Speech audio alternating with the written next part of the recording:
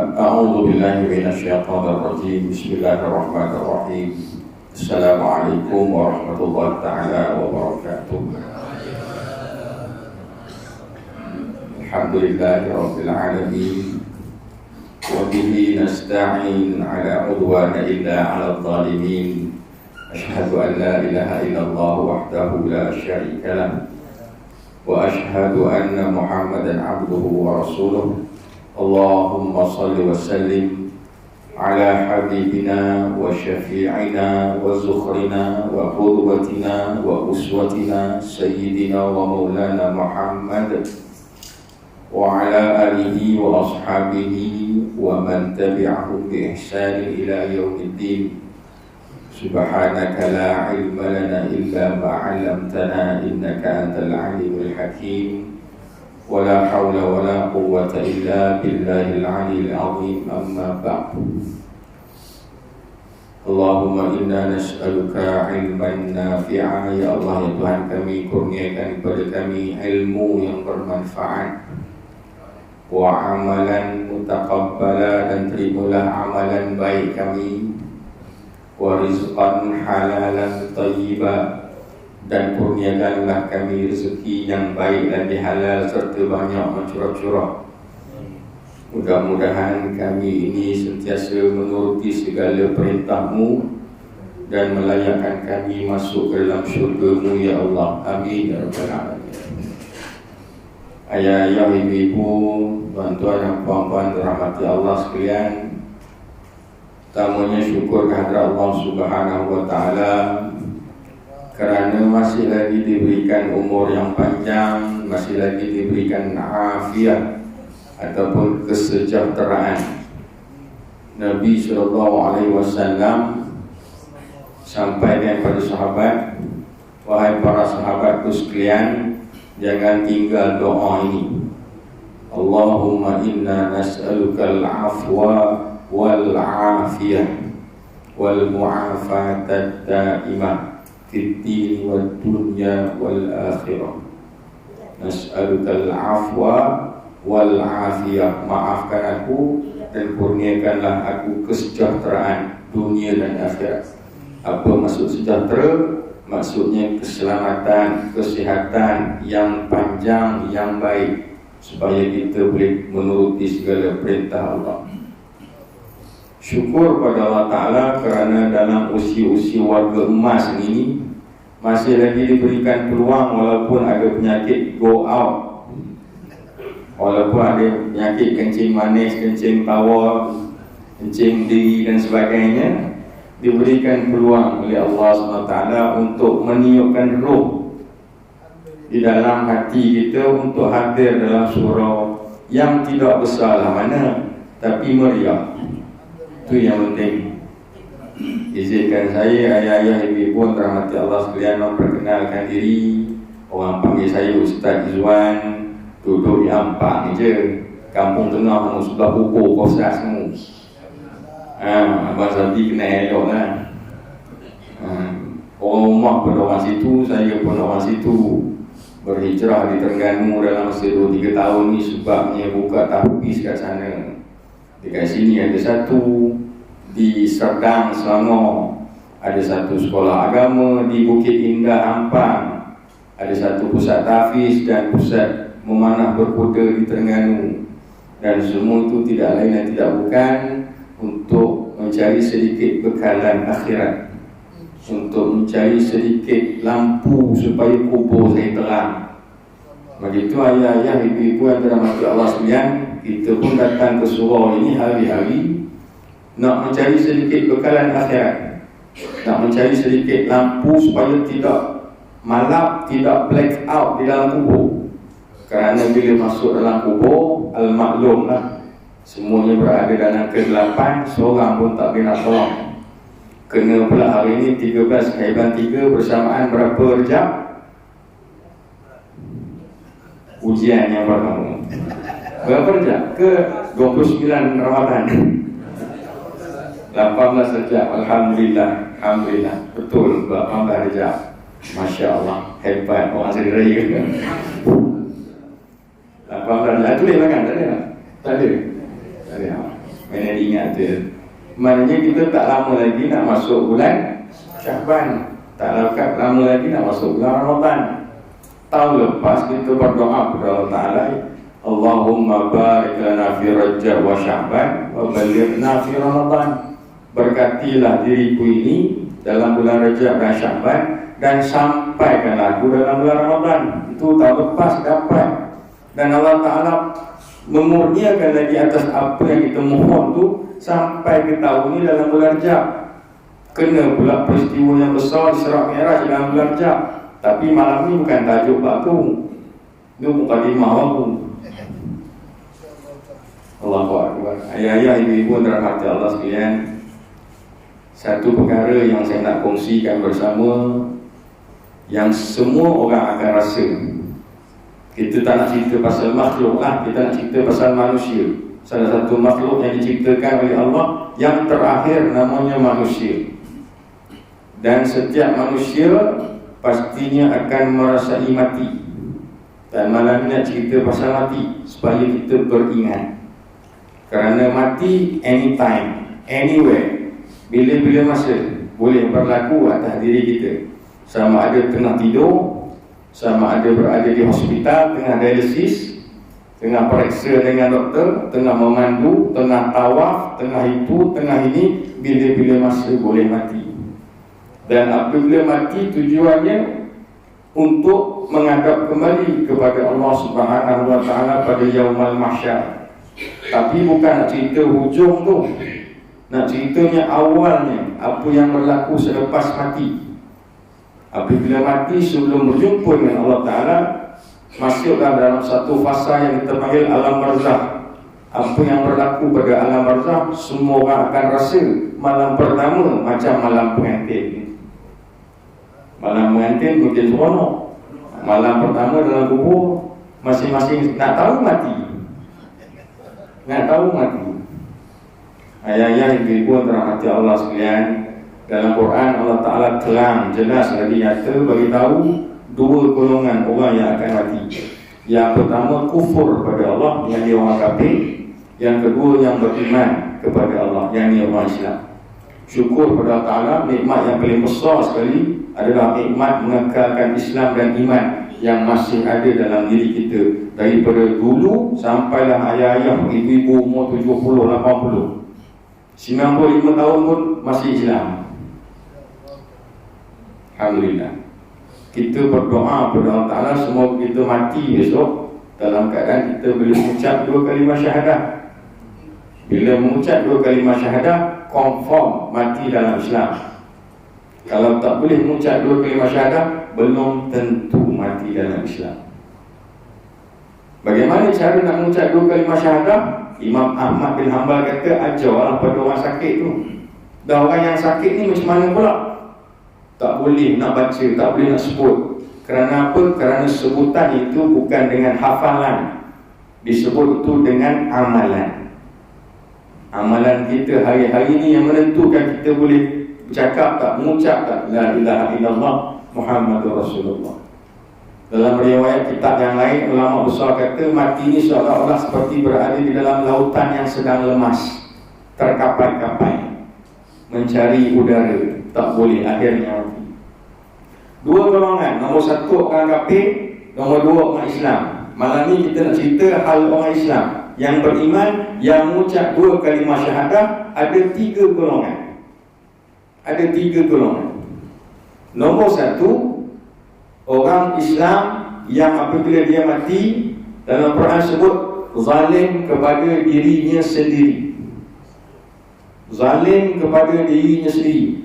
Kalau kehidupan sekarang, ayah atau ibu zalim kepada anak, pukul dera. Kalau kehidupan sekarang, pemimpin, contohnya bukan di Malaysia, tempat lain, pemimpin di atas menghardik, menghina dengan yang bawah, itu namanya zalim. Tapi mati ini bagi orang yang beriman, orang Islam, ada juga yang mati dalam keadaan zalim pada diri sendiri. Bagaimana kaedah dia? Allah Ta'ala merekodkan dalam Quran.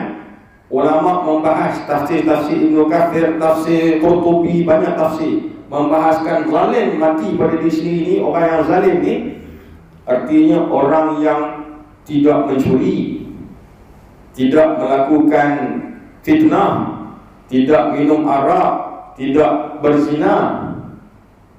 Baik semua tak.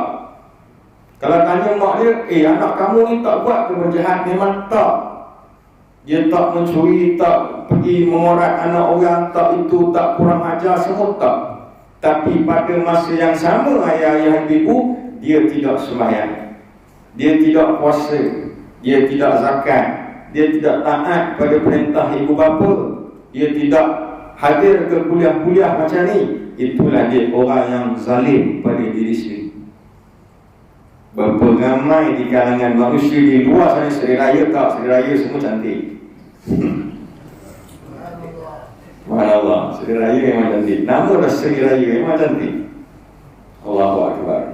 Berapa ramai di luar sana yang mati dalam keadaan zalim pada diri sendiri, tidak sembahyang. Tapi dia tidak buat jahat, tak khianat ke orang, tapi khianat pada diri dia sendiri. Cuba ingat balik ayah-ayah ibu-ibu zaman muda-muda gitu. Zaman muda kita dulu, ada tak aku ni zalim pada diri sendiri? Aku tak sembahyang, aku tak puasa, geng plastik hitam bulan puasa, tak bayar zakat, tak dengar kata mak ayah dan sebagainya. Dululah 70, 60 tahun, 50 tahun dulu. Ini golongan yang pertama. Golongan-golongan ini ayah-ayah ibu-ibu dirahmati Allah sekalian, Allah Ta'ala rekodkan lagi dalam Quran. Bila dia masuk dalam kubur, malaikat akan tanya, qalu fima kuntum, apa hal kamu mati dalam keadaan sebegini? Maka kita pun jawab, jawapannya sudah ada dalam Quran. Qalu kunna mustad'afina fil ard. Wahai malaikat, aku ni lemah, aku ni tak berdaya, aku ni penat kerja dunia, aku ni sibuk sangat hal dunia, aku ni itu, aku ni ini, macam-macam alasan. Qalu fima kuntum, apa hal kamu mati dalam keadaan ini? Jawapannya, qalu kunna mustad'afina fil ard. Sibuk sangat hal dunia. Apa hal kamu mati, kamu tak boleh mengaji Quran? Sibuk sangat hal dunia, keluar pagi balik malam, keluar pagi balik malam. Dalam kitab mengenal mati, mengenal arti mati, dibahaskan lagi perkataan itu. Adakah Allah Ta'ala menyuruh kamu mati dalam keadaan ada pangkat? Adakah Allah Ta'ala menyuruh kamu mati dalam keadaan kamu cari duit? Adakah Allah Ta'ala menyuruh kamu mati dalam keadaan kamu ada harta, ada kereta, ada rumah hari itu? Tak ada. Semua tak ada. Sebab itu ayah-ayah ibu-ibu berhormati Allah sekalian, di dalam satu surah, ayat yang ke-11, tengok surah Al-Munafiqun, ayat yang ke-10 ke 11. Wa anfiqu mimma razaqnakum min qablu an ya'tiya ahadakumul maut. Sebelum datangnya ajal kepada kamu, kamu dah tahu ajal ni nak datang dah kepada kamu. Fayaqula rabbi, maka kamu sendiri akan cakap pada Tuhan, waktu tu dah dekat nak mati, wahai Tuhanku. Fayaqula rabbi, ya rabbi, wahai Tuhanku, laula akhartani, sekiranya aku diberi masa, ila ajalin qarib, aku diberi masa sebab ajal aku dah dekat, 2 minit, 20 minit, 2 jam, 20 hari, 20 tahun, fa asaddaqa wa akum minas salihin, aku nak habiskan harta aku, sedekah, dan aku nak jadi anak yang soleh. Kosong. Kereta bagi, rumah bagi, tapi adakah kita nak bagi? Fikir ke anak-anak, fikir ke cucu. Adakah kita mampu jadi macam Sayyidina Abu Bakar? Adakah iman kita kuat macam itu? Tepuk kata, tanyalah saudara. Apa lagi yang kita nak kerja umur 60, 70, 80 sekarang? Nak dalam akaun ada lagi 60,000, 70,000. Nak ada tanah lagi di kampung, ada kereta sebiji 2 lagi. Nak apa lagi? Sedangkan mati sudah menunggu kita anytime. Allahu Akbar. Golongan yang pertama. Golongan yang kedua, orang yang beriman, yang mengucap 2 kalimah syahadah dalam hidupnya, tetapi mati dalam keadaan memang terang-terangan melanggar syariat Islam. Ini ramai. yang jenis bulan puasa tak puasa, yang jenis berzina, minum arak, sembah itu sembah ini, jadikan permainan agama ini, dijadikan macam-macam dan sebagainya. Ini orang-orang yang terang benderang. Suami tidak menjalankan tanggungjawab sebagai seorang suami, isteri tidak menjalankan tanggungjawab sebagai seorang isteri, anak tak menjalankan tanggungjawab sebagai seorang anak. Itu terang-terangan melanggar syariat Islam. Kaum wanita tak pakai tudung, terang-terangan mati dalam keadaan garanti, belum tentu boleh masuk syurga. Belum tentu mati dalam keadaan boleh mengucap satu hal, belum tentu boleh masuk dalam syurga. Nampak? Bukan senang, mudah mati.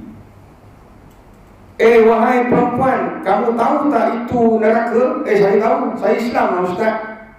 Saya sekolah dulu, sekolah agama kafar. Sini ada kafar kan? Saya kenal dulu, Ustaz Sa'ad je.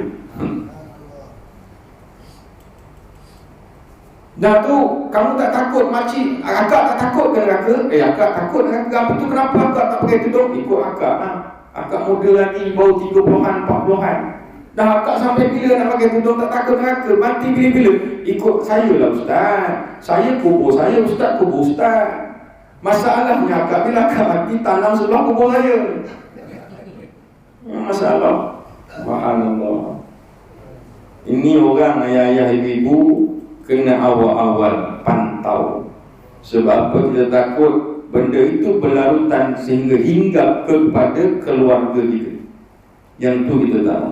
Dua golongan. Golongan yang ketiga, golongan yang terang-terang, yang memang kita nak masuk dalam golongan. Orang yang beriman, yang mengucap dua kalimah syahadah, orang Islam yang sentiasa di mulutnya, di bibirnya ada kalimah zikrullah. Mati mengucap, tengah bawa kereta, bismillah, tahmid, takbir, subhanallah, la ilaha illa anta, subhanaka Allahumma anta rabbi, macam-macam doa, segala jenis zikir dia baca. Sentiasa sepanjang benda yang dia buat, semua dia baca. Buka pintu, pakai selipar, tutup pintu, sarung, helmet, start motor, semua dengan bismillah. Berhenti enjin, alhamdulillah. Yang tu garanti, tu jaminan Allah Subhanahu wa ta'ala. Sebut dalam Quran, sebut dalam hadis. 3 golongan. Maka kita pilih mana yang kita nak. Golongan satu, zalim pada diri sendiri. Golongan yang kedua, terang-terang melanggar syariat Islam. Golongan ketiga yang mati dalam keadaan senyum je, senang-senang masuk dalam syurga Allah. Allahu Akbar. Baik. Ad-dunya sijnun lil mu'min, hadis Nabi, wa jannatu lil kafir. Dunia ini adalah penjara bagi orang mukmin dan syurga bagi orang kafir. Maknanya kita ni sekarang ni berada di dunia dalam penjara. Penjara kenapa? Sebab kita diikat, dikongkong dengan apa? Dengan hukum syarak. Allah Ta'ala suruh kita semayang, kita kena semayang, wajib semayang. Suruh puasa, suruh zakat, suruh haji, suruh buat amalan yang baik, suruh sedekah dalam penjara. Tapi balasannya di syurga berbanding dengan orang kafir. Ada orang tanya, Ustaz, orang kafir tu dah lah kafir, dia minum arak, pakai seluar pendek, tak semayang, itu ini, tapi elok-elok je boleh pakai Mercedes, boleh pakai BMW, boleh pakai kereta Viva, boleh pakai itu, boleh pakai ini, helikopter ada, itu macam-macam ada, tabung haji dia boleh beli. Contoh Allah Ta'ala disebut dalam Quran. Allah Ta'ala sebut dalam Quran, orang yang begini dalam keadaan suka ayah-ayah ibu, suka dalam maksiat, suka sentiasa buat maksiat dan sebagainya, Allah Ta'ala buka lagi pintu maksiat seluas-luasnya. Tak kira lah orang kafir maupun orang Islam, hidup dalam keadaan senang lenang, tak semayang, tak puasa, tak zakat, tak buat segala perintah Allah Ta'ala, hidup senang. Memang Allah Ta'ala bagi. Ar-Rahman, memang Allah Ta'ala Maha Pemurah, dia bagi. Sampailah satu ayat Allah Ta'ala sebut dalam Quran, kamu bersukarialah, kamu mabuklah, kamu mainlah perempuan, kamu itulah, pergilah karaoke dan sebagainya, dalam keadaan kamu gembira sangat, kejayaan dunia kamu dapat. Sampai masa balik, on the way balik daripada karaoke ke rumah, Allah Ta'ala sebut dalam Quran, akhazna baghtatan, aku sentak nyawanya dengan tiba-tiba. fa idza hum mublisun, maka matilah kamu dalam keadaan tercengang-cengang menghadap aku. Anytime ayah-ayah ibu yang ada kat luar sana, jangan kata mereka tu yang besar, yang pangkat besar, darjat besar, duit banyak dan sebagainya, mati dalam keadaan senang. Tak. Allah Ta'ala sebut dalam Quran, akhazna baghtatan fa idza hum mublisun. Aku bila-bila masa boleh sentak dalam keadaan dia tengah seronok, tiba-tiba tercenganglah ia, mati menghadap aku. Gol tak boleh buat apa pada waktu itu. Subhanallah. 3 golongan. Nombor 1, belum masuk dalam alam kubur. Baik, mukadimah je 20 minit dah. Subhanallah. Ambil masa sikit. Baik, kemudian bila nak mati, ayah-ayah ibu-ibu tak kira lah mana-mana golongan ni. Contohlah kita sakit, contohlah kita berada dalam keadaan nazab, tenat dan sebagainya. Maknanya kita tahulah sampai waktunya kita nak mati. Orang tengok pun hukum akal, hukum adatnya, ini tak lama dah ni nak mati.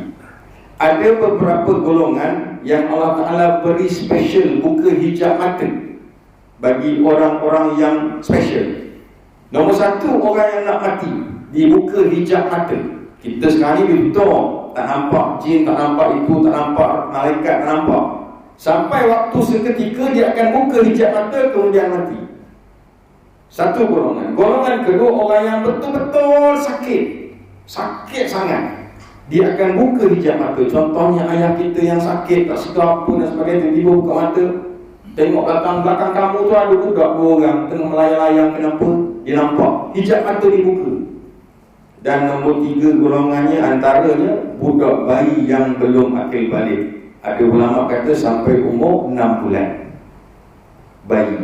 Makanya kadang-kadang duduk di rumah, tiba-tiba dia menangis, maknanya dia nampak di bujur rumah tu ada sesuatu.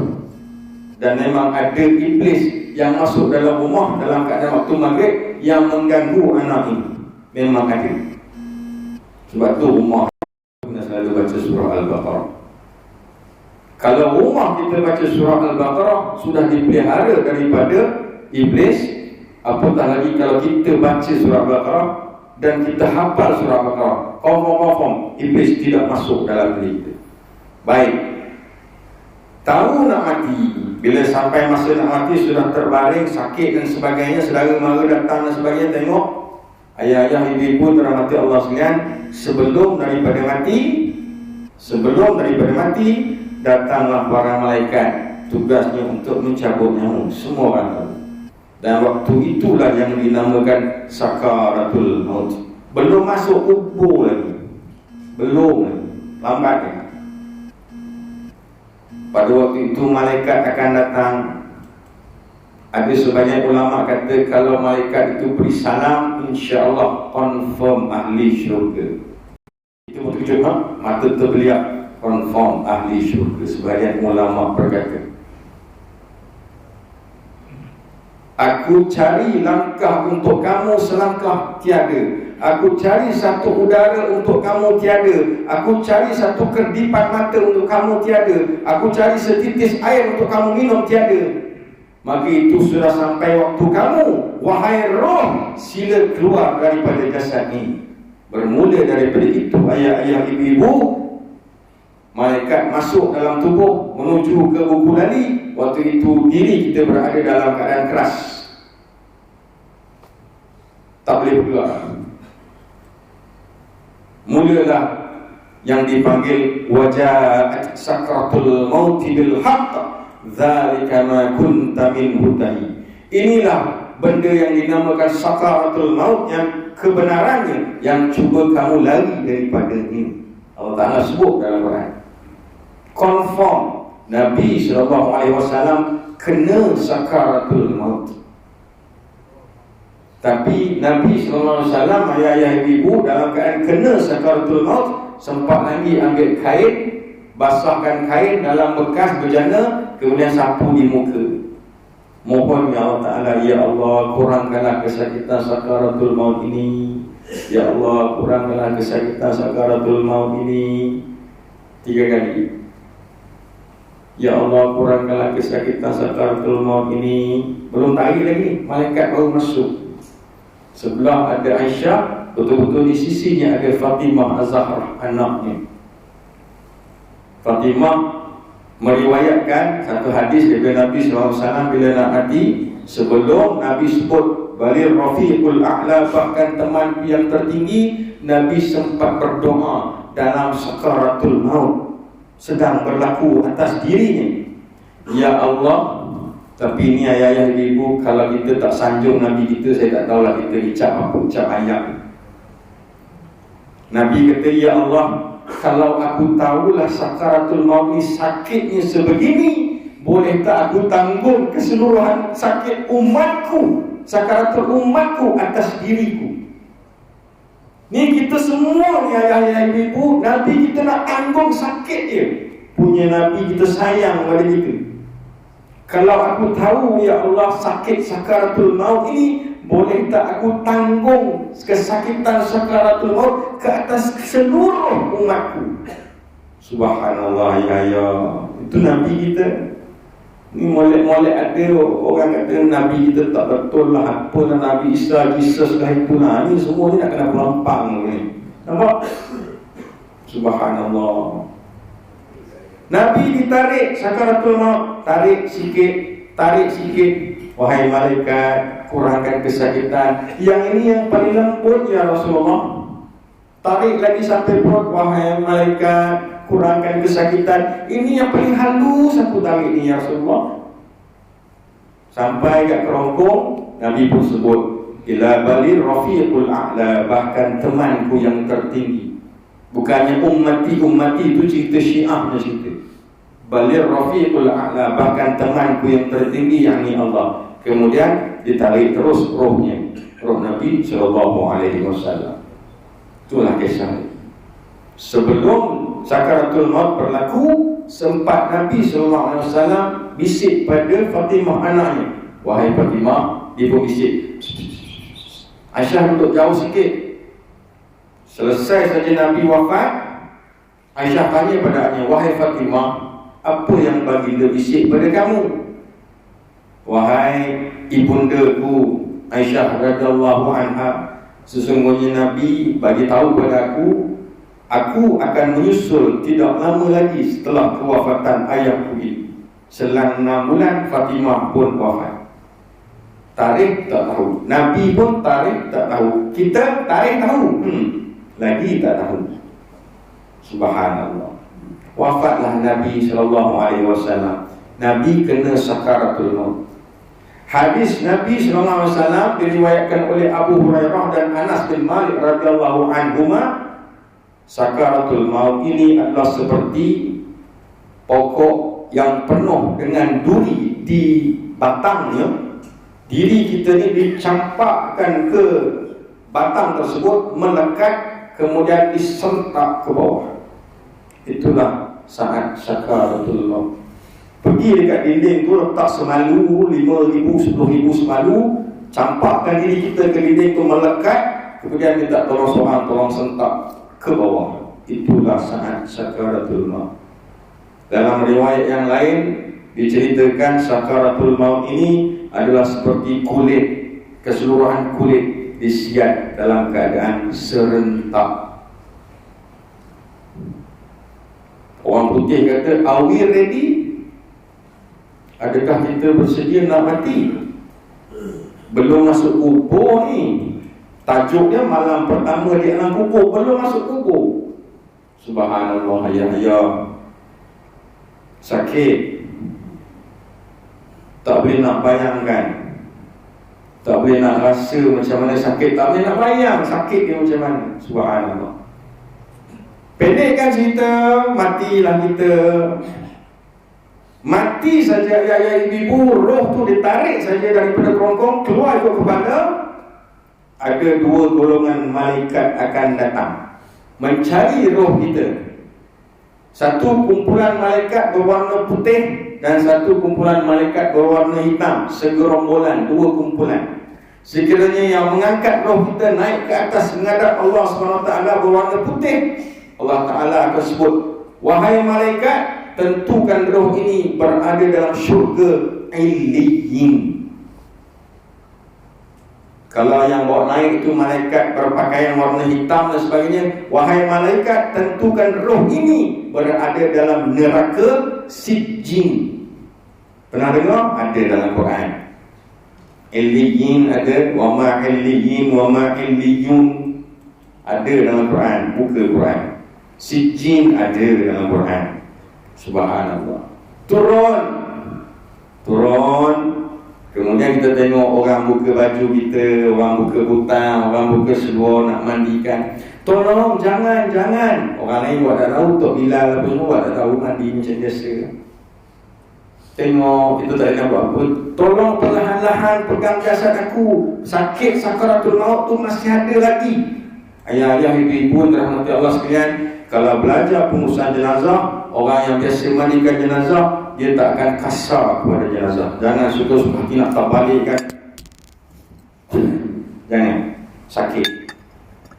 Sakit jenazah, jasad tersebut. Sebab tu kena lembut, kena apa? Kerana kita sayang dia. Allahu Akbar. Baik. Sambung lagi.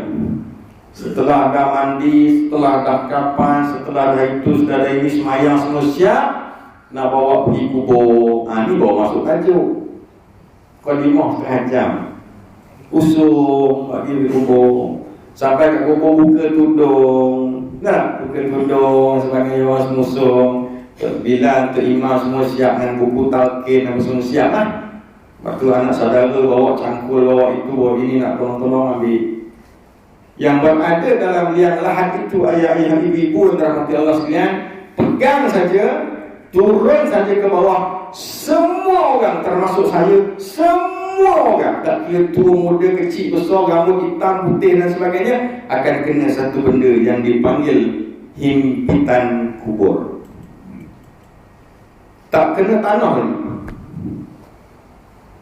Nabi SAW sewaktu anaknya 2 orang wafat, namanya Zainab dan Ruqayyah, wafat, Nabi turun ke liang lahat, sambut anaknya yang pertama, sambut anak yang kedua. Turun saja, letak saja tanah.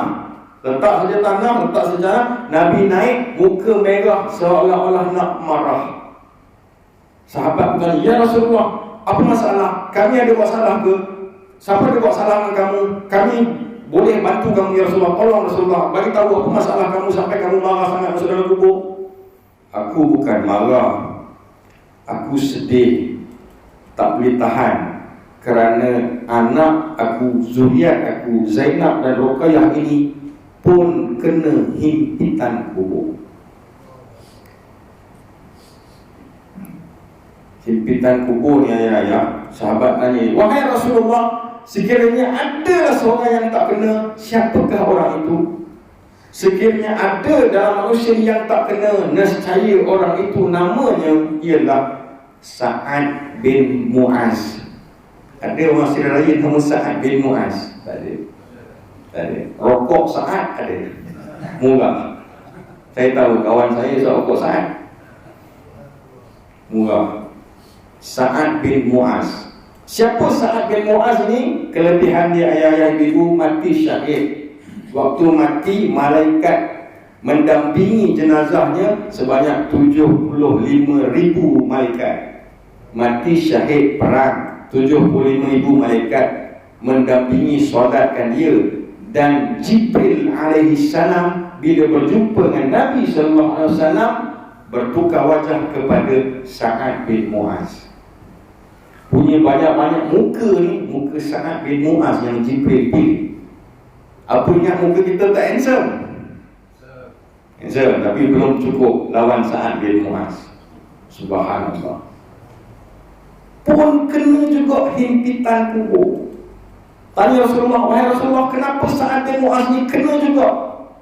Kerana pada satu hari balik daripada peperangan, sudah lewat nak semayang, dalam keadaan nak balik ke rumah, tak boleh tahan, buang air kencing dalam keadaan berdiri, percikan air kencing kena seluar, kemudian ambil wuduk terus semayang. Disebabkan satu kesalahan itulah, walaupun dia mati syahid, dia tetap kena juga himpitan kubur. Dan kita ni bukan kata kencing diri, kencing berterabur, kencing orang, segala jenis kencing kan. Subhanallah ya. Rasa-rasa boleh elak ke daripada hibutan ke kubur tak kau. Kok mana pun tak kena. Kuat kan tak kuat saja. Masuk saja dalam alam kubur ni. Baru nak check in ni, malam pertama dia dalam kubur ni. Masuk saja dalam kubur. Tanah pun mula kelakang, turun, gelap.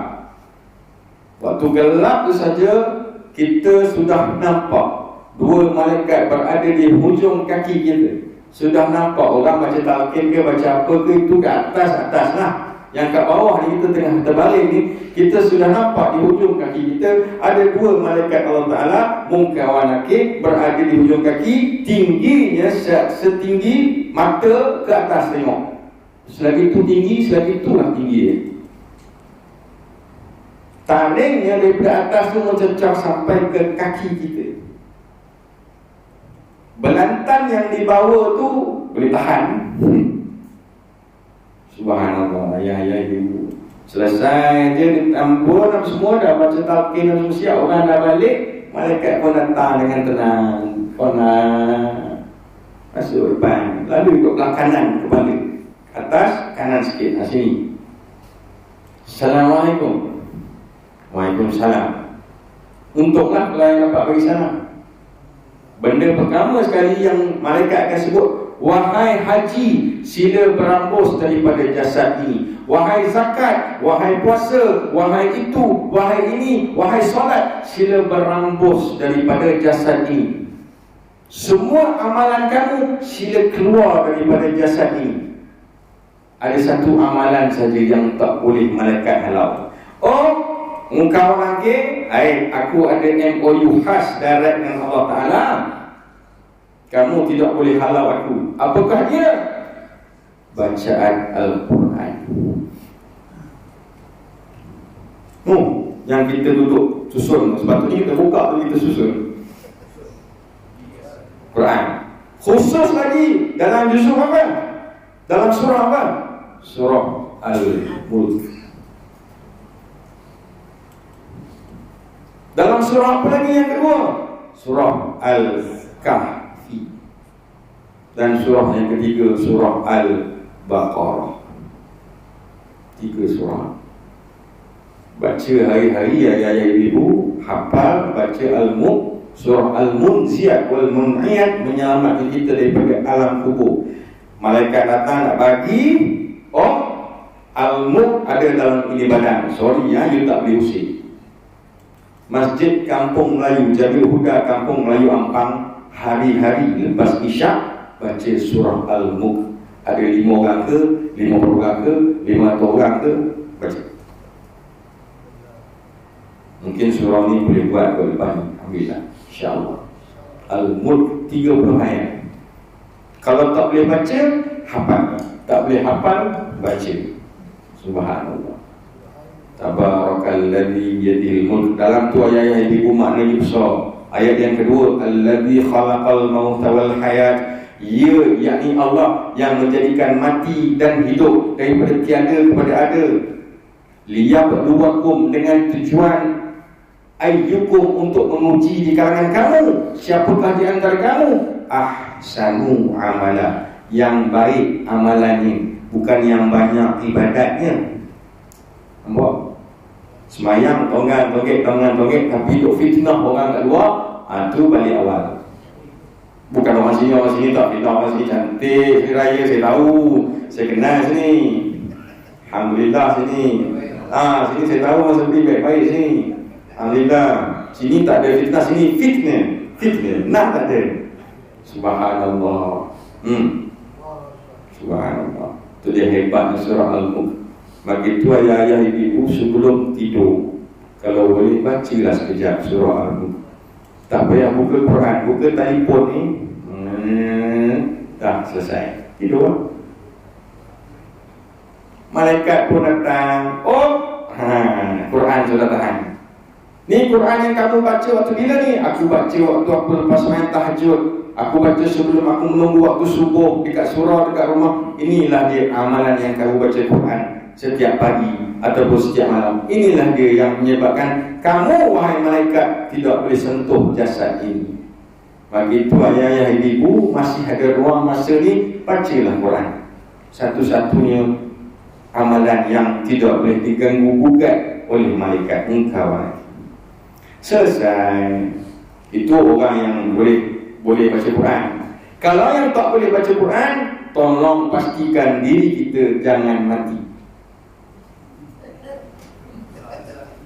Tolong pastikan diri kita, diri suami kita, diri isteri kita, diri anak-anak kita, cucu-cucu kita, tolong pastikan mereka jangan mati selagi tidak boleh baca Quran. Tak boleh baca Quran, ayat-ayat confirm tak lepas daripada soalan mungkar lagi. Confirm tak lepas. Subhanallah. Dalam satu riwayat diceritakan oleh para sahabat Nabi, ada di kalangan orang kita, umat Nabi SAW yang mati 2 hari tidak boleh jawab soalan pertama, ma rabbuka. Ada yang tidak boleh jawab 20 hari, ma rabbuka. Ada yang tak boleh jawab 35 hari. Ada yang tak boleh jawab 7 tahun. Ada yang tak boleh jawab 70 tahun soalan pertama. Sebab apa? Sebab jawapan bukan dengan hafalan, jawapan dengan ahsanu amalan. Mulut terkunci, mata, tangan, kaki akan bercakap bagi pihak jasad tersebut. Diam, tak boleh kata apa. Subhanallah. Begitu ayah banyakkan amal. Semayang, puasa, haji, zakat itu bukan amal, itu ibadah. Kena faham betul. Yang itu ibadah yang memang wajib. Amalan, naik kereta buka pintu, bismillahirrahmanirrahim. Masuk lagi, a'udzubika minal khubuthi wal khaba'is. Nak masuk, nak duduk, bismillahirrahmanirrahim. Nak minum air, bismillahirrahmanirrahim. Habis minum air, alhamdulillah. Itu pun nama amalan. Berapa ramai orang kita keluar bila air sebut alhamdulillah. Berapa ramai di kalangan kita pula yang keluar bila air tepuk perut, lega bos. Berapa ramai yang bangun tidur, handphone mana handphone? Yang handphone air mana you charge tak? Berapa ramai yang kita bangun tidur, alhamdulillah. Berapa ramai? Itulah yang dinamakan ahsanu amalan. Jadi nak selamat daripada alam kubur punya penangan, ayah-ayah ibu-ibu banyakkan buat amal soleh. Belum habis itu ni, banyak sikit lagi. Malaikat pun datang, tanya dah ke tepi semua jenis ni. Wahai si fulan bin si fulan, aku ini mungkar wa nakir, bersedialah kamu untuk menjawab soalan-soalan aku. Kita pun diam, tak dikata apa. Belantan ayah-ayah ibu-ibu yang dibawa oleh mungkar wa nakir, belantan lah, saya bagi contoh lah. Inilah belantan apa?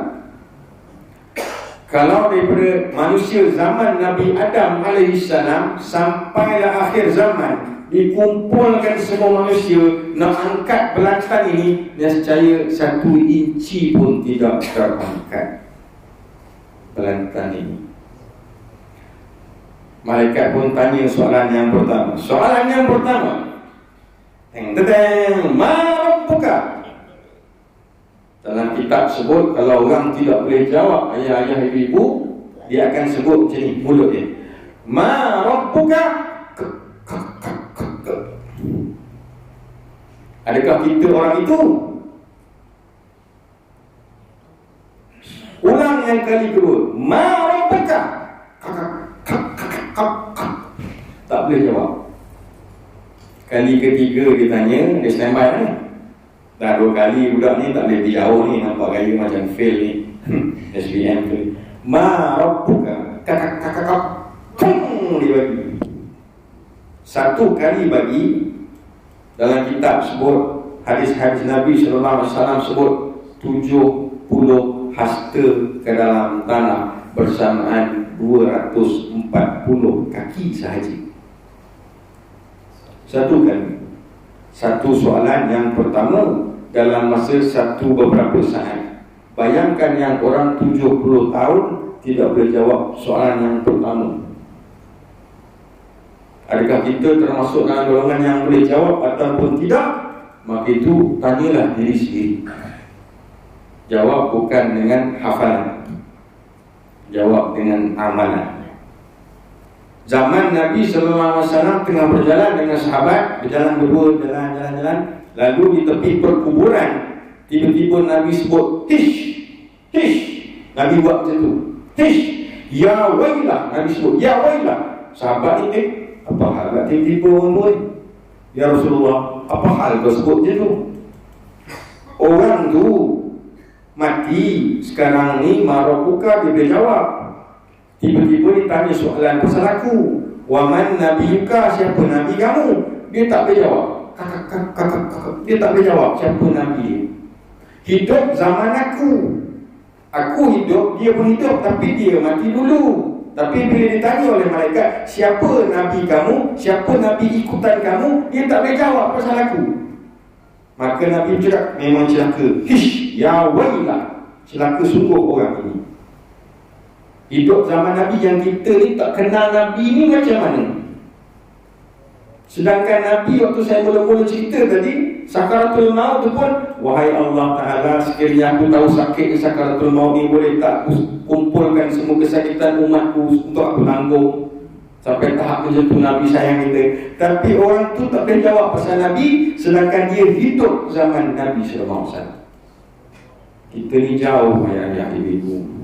Kita sibuk lagi dengan urusan itu, dengan urusan dunia ni, kita sibuk sangat. Tak sudah dengan politik. Itulah dia. Sampai kita lupa mati ini anytime. Allahu Akbar. Itu yang negatif. Kalau yang positif, yang oleh berjawab, ma rabbuka, terus jawab, Allahu Rabbi. Dalam kitab sebut, tiba-tiba kubur itu menjadi seluas mata memandang. Terbuka. Terbuka. Atas terbuka. Hijau, tumbuh-tumbuhan semua. Tiba-tiba dibangunkan oleh malaikat. Pakaian tu, kain kapan tu melorot turun ke bawah, disandarkan di dinding kubur. Wahai malaikat, aku di mana ni? Soalan tahu saja dia jawab. Ma rabbuka, Allahu Rabbi. Engkau ni berada dalam alam barzah, alam kubur. Ini malam pengantin kau yang pertama. Welcome to the kubur. Welcome to alam barzah. Selamat datang. Apa benda yang hijau-hijau ni, pokok-pokok banyak ni, wahai malaikat? Inilah amalan-amalan kamu yang kamu bangun tahajud. Inilah yang kamu pokok besar yang kamu sedekahkan, kamu punya kereta untuk beratafis. Yang inilah kamu sebagai harta kamu infakkan untuk anak-anak yatim. Yang inilah kamu bagi orang makan di surau waktu bulan puasa. Itulah dia. Bagi yang makan, bagi tolong beratafis, anak yatim, bagi orang susah. Itulah dia. Sebab apa? Bila dalam kubur dibangunkan, duduk di sandar kain kapan melorot. Dalam kitab sebut kain kapan melorot. Tenang saja. Tiba-tiba nampak matahari nak turun. Kalau kitab sebut, wahai malaikat, dah habis waktu, nak dekat habis waktu asar ni. Waktu asar, dah tak ada asar dah bagi engkau sudah mati. Engkau nak hidup semula? Tak nak malaikat. Tak nak. Kenapa? Sakit sakaratul maut tu aku tak boleh tahan malaikat. Tak boleh tahan. Nak hidup tak? Tak nak malaikat. Tak nak.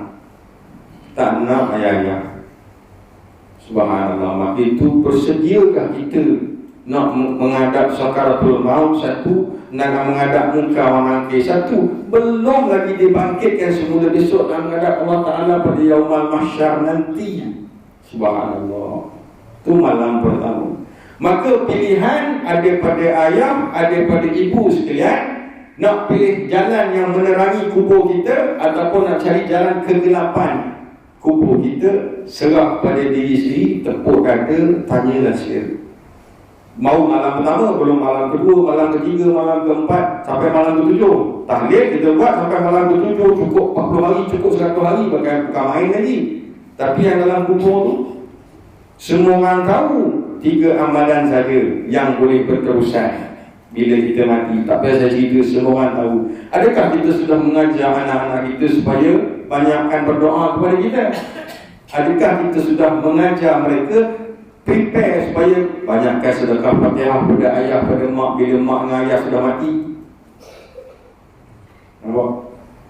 Itulah benda-benda yang kita kena jaga sekarang. Sebab apa? Mati bila-bila masa. Mati tidak kenal tempat, tidak kenal usia, tidak kira rambut hitam, putih, merah, kelabu dan sebagainya. Tak kira pangkat besar, pangkat kecil, tak kira. Ayah-ayah, ibu-ibu rahmati Allah sekalian, itu baru sikit yang pertama, chapter 1 bab mati. Belum datang penyesalan setelah mati. Penyesalan tambah lagi 1 jam. Saya bagi contoh satu. Penyesalan yang pertama saya sebut dah tadi, ayat Quran, wa anfiqu mimma razaqnakum min qabli an ya'tiya ahadakumul maut fayaqula rabbi laula akhartani ila ajalin qarib. Aku tahu dah waktu mati aku dah dekat, boleh tak tangguhkan mati aku 2 minit, 2 jam, 20 hari, fa asaddaqa wa aku minas salihin. Aku nak sedekah banyak-banyak, habiskan harta aku dan aku nak jadi orang yang soleh. Dan yang kedua, Allah Ta'ala rekodkan dalam Al-Quran, wa yut'imuna ta'am, surah Al-Insan, ala hubbihi miskinan wa yatiman wa asira. Tak ada tambahan. Wa yut'imuna ta'ama ala hubbihi miskinan wa yatiman wa asira innama nut'imukum liwajhillah. Pendekkan cerita, wa yut'imuna ta'am, berilah orang makan sebanyak mungkin, bagilah orang makan sebanyak mungkin, ala hubbihi, atas yang kita sayang. Saya ada udang sekilo RM80, yang ni saya nak makan untuk keluarga saya, yang ni udang untuk pancing, ni udang hidup di bagian kat budak-budak ni. Itu bukan ala hubbihi, atas benda yang kita sayang. Saya ada kereta Viva, saya ada Wajah, saya ada Plana, saya ada Ferrari. Mana satu saya nak bagi kat budak tahfiz ni? Allah Ta'ala sebut dah, ala hubbihi, yang kita kasih, barang harta yang kita paling sayang sekali. Ferrari aku paling sayang, Ferrari inilah aku bagi kat budak tahfiz. Aku pakai Wajah dengan Plana sudah. Ala miskinan, atas orang miskin, wa yatiman, kepada orang anak yatim, wa asira, kepada tawanan-tawanan perang. Istilah tawanan, pelajar-pelajar budak yang sedang belajar menuntut agama, ilmu Allah. 2 saya bagi penyesalan kalau kita tak buat. Akan datang, kalau saya bagi semua, akan datang tak panggil, terus mentrik pun terus panggil lagi. Subhanallah. Ayah-ayah, ibu, sedikit perkongsian supaya kita nak berasa hati kita ni, aku ni dah bersedia ke nak mati? Aku ni dah cukup ke amalan aku ni? Aku bangun tak malam usia aku 60-an, 70-an sekarang ni? Aku bangun tak malam 4 pagi sembahyang tahajud, sembahyang taubat, sembahyang witir, sembahyang hajat? Ada tak aku bangun sembahyang tasbih seminggu sekali sekarang ni? Kerja dah tak kerja, makan pencen je sikit-sikit dulu, dapat sok-sok lah itu. Apa lagi aku nak? Allah Ta'ala tak minta duit.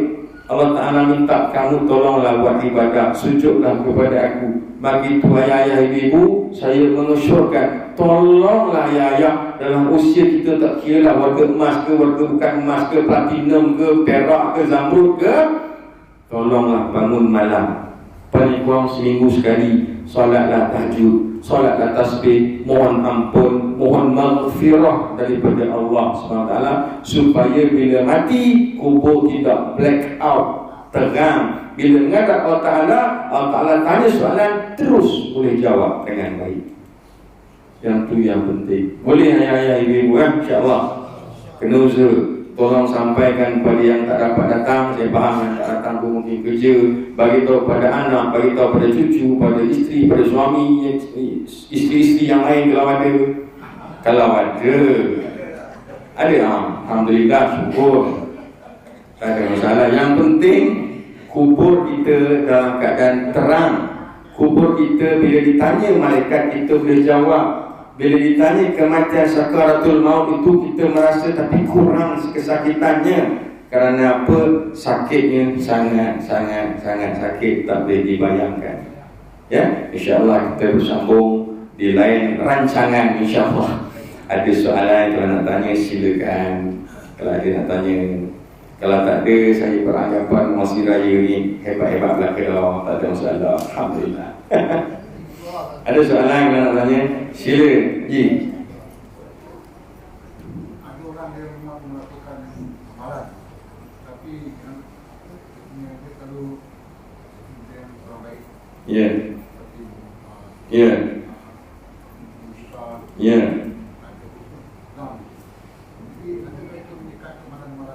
Dia melaksanakan amalan yang baik, tapi pada masa yang sama dia juga mengata orang memfitnah, mencaci maki ni. Memang ada semua tempat banyak macam tu. Kenapa jadi macam tu ayah-ayah ibu? Kerana dalam solat fardunya ada yang tidak sempurna. Dalam solat fardunya ada yang tidak sempurna. Qad aflahal mu'minun alladzina hum fi salatihim khashi'un. Khusyuknya dalam solat tu tak ada. Mungkin juga waktu ambil wuduknya nak semayang tidak sempurna. Banyak faktor menyebabkan kejap A, kejap B, kejap hatinya putih, kejap hatinya hitam, kejap nak rendah, kejap nak tinggi, kejap nak duduk di bawah, kejap nak duduk di atas. Hatinya berbolak-balik. Memang ada dalam Quran sebut hati berbolak-balik setiap manusia, apatah lagi akhir zaman. Kerana apa? Kerana memikirkan dunia dan amalan ibadahnya tidak sempurna. Maka itu kena perhati elok-elok. Kata korang, mengumpat orang, mengata korang, cerita buruk orang, ambil tahu hal makan orang, selak kain orang dan sebagainya. Tolong cermin diri. Aku ni, semayang aku ni tak kena ke apa ke? Kenapa aku selalu mengata korang? Apa sebabnya? Aku ni ambil wuduk tak sempurna ke? Aku tak mengaji Quran ke? Bacaan aku salah ke? Walaupun ke? Walaupun lain ke? Apa ke? Apa benda yang tak kena ni? Itu je sebenarnya. Ada benda yang hati memang berbolak-balik. Sebab apa? Sebab ada dunia, sebab ada akhirat. Sebab ada dunia, sebab ada akhirat.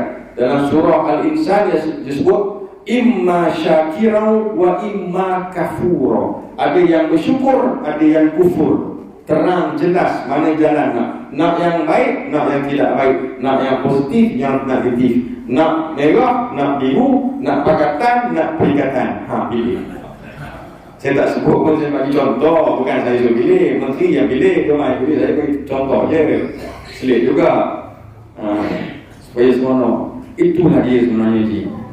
Hati kita berbolak-balik kerana ketidaksempurnaan dalam melaksanakan ibadah.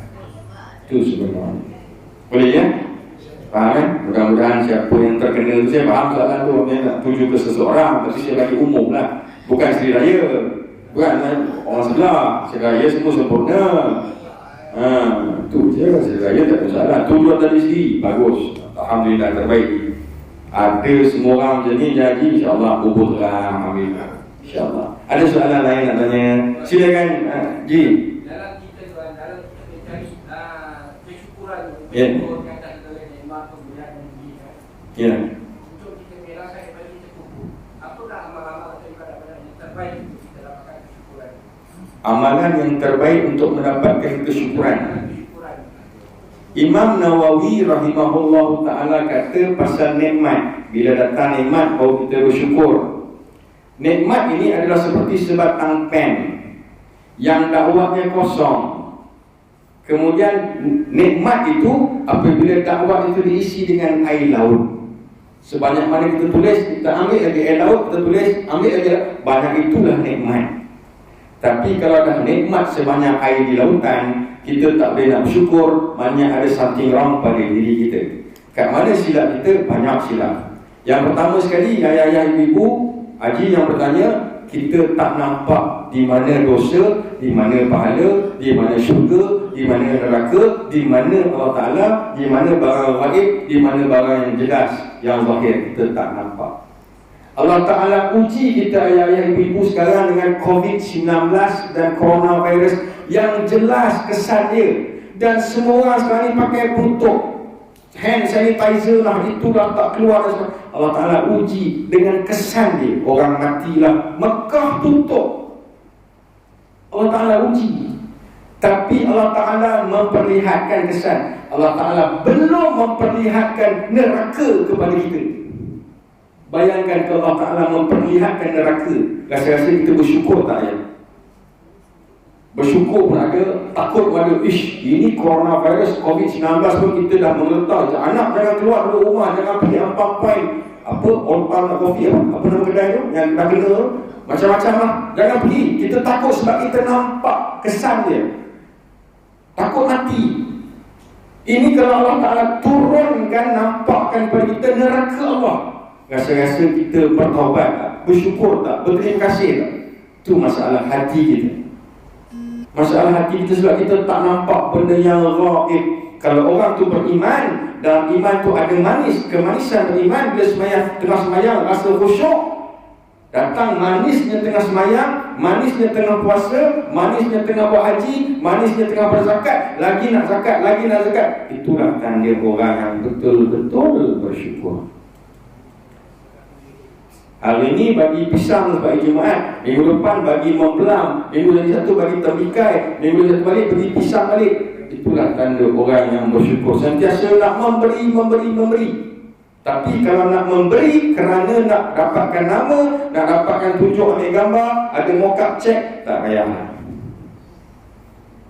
Innama nut'imukum liwajhillah. Aku nak bagi ni kerana aku nak melihat wajah Allah. Aku nak tengok wajah Allah. Allah nak ucap pada aku, inilah orang yang aku nak. La nuridu minkum, tak nak ucapan terima kasih pun. Dalam surah Al-Insan. Boleh ya? Jadi harap menjawab soalan. Ada soalan ibu, ada soalan nak tanya. Ada suami buat masalah ke apa, senang. Yang tu tak ada masalah. Yang tu saya boleh selesaikan di kedai kopi. Ada masalah. Ya, Mas Hafiz ada soalan? Belum lagi ya? Ada soalan, Mai Haji kalau ada. Alhamdulillah, syukur kepada Allah Ta'ala. Baiklah, tadi insyaAllah kita berjumpa di hari yang akan datang. Mudah-mudahan saya mohon ampun dan maaf sekiranya bahasa saya agak kasar, agak orang muda, orang taif, hina dan sebagainya. Tidak lain tidak bukan sekadar nak berkongsi sedikit ilmu yang saya belajar dulu, mudah-mudahan bermanfaat kepada kita semua. Yang baik itu datang daripada Allah, yang kurang itu adalah kelemahan kita semua sebagai makhluk. Aqulu qawli hadza wa astaghfirullahal azim li wa lakum. Assalamualaikum warahmatullahi taala wabarakatuh.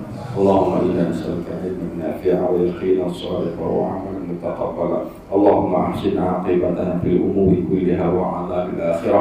اللهم اجعلنا جمعنا هذا جمعا مرحوما وتفرقنا من بعده تفرقا معصوما. اللهم اختم لنا بحسن الخاتمة ولا تختم علينا يا الله بسوء الخاتمة. ربنا آتنا في الدنيا حسنة وفي الآخرة حسنة وقنا عذاب النار. الحمد لله رب العالمين.